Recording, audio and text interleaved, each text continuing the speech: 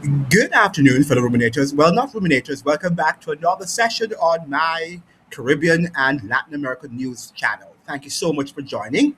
And today we are breaking down the strategy the United States has been using in Venezuela and how it could be a preview of what's happening for Iran.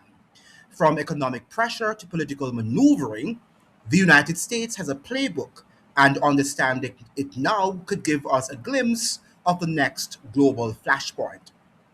The US approach in Venezuela has been systematic. It's not just about headlines or rhetoric, it's about using economic sanctions, promoting opposition figures, and applying political pressure to destabilize the government without direct military intervention. And that is what we need to understand. And this is war, even though it might not be killing hundreds of thousands of people, but many people are leaving when they have imposed upon the economy, stringent economic sanctions. So they are forced to leave. So Washington might not bomb the entire city of Tehran or other adjoining parts of Iran, but it is imposing stringent economic sanctions, including stopping, oil tankers from, importing whatever they're importing into Iran. Okay, and they also can cut off the electricity, which they did in Venezuela. Venezuela's oil industry has been a key leverage point. Sanctions target key sectors, cutting off resources the government relies on, while simultaneously influencing global perception. Media narratives often reinforce these strategies, shaping both domestic and international opinion in favor of Washington's objectives. This is the playbook: apply pressure, isolate the government internationally, weaken its economic base, and subtly support alternatives, all while keeping the military option in reserve as a threat, not an immediate action. So, why does this matter for Iran? Like Venezuela, Iran is oil rich, strategically important, and under heavy US sanctions. The patterns we see in Venezuela, economic isolation, targeted sanctions, and international pressure, could easily be adapted to Iran. And we saw it and we witnessed it, and it led to the ousting of President Maduro. We've already seen elements of this: increasing sanctions on key sectors, heightened military posturing, and a narrative that frames Iran as a global threat. By studying the Venezuela strategy, we can anticipate possible US moves in the Middle East, including how the administration might try to influence political outcomes and regional alliances. These strategies don't just affect the countries targeted, they ripple across the globe.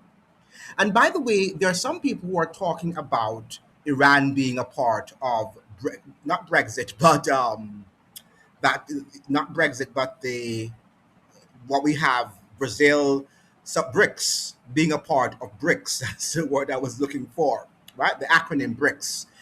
And the fact of the matter is, notice that these BRICS nations, they can't defend, or they are not even attempting to defend the protection, the safety of their respective member states. So, with all of this BRICS excitement that we see going on, and that it is the alternative to a US led globalization, notice that BRICS perhaps doesn't even have an army to be able to challenge US hegemonic power. And if you are going to be able to defend your interest, you will have to have an army, because the United States is suggesting that might makes right.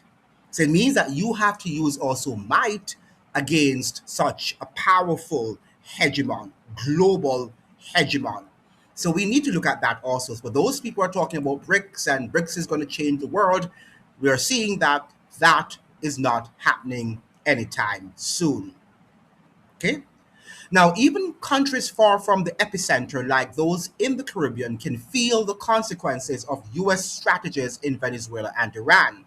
Hope that we're learning our lessons and we're not just simply ignoring the signals that Washington is sending to us. Understanding these patterns is critical. It's not about fear, it's about foresight. And that is what this channel is all about. Watching the US playbook unfold allows us to see the bigger picture and prepare for the geopolitical shifts ahead. In short, the US has a clear playbook, and Venezuela is the proof of the concept.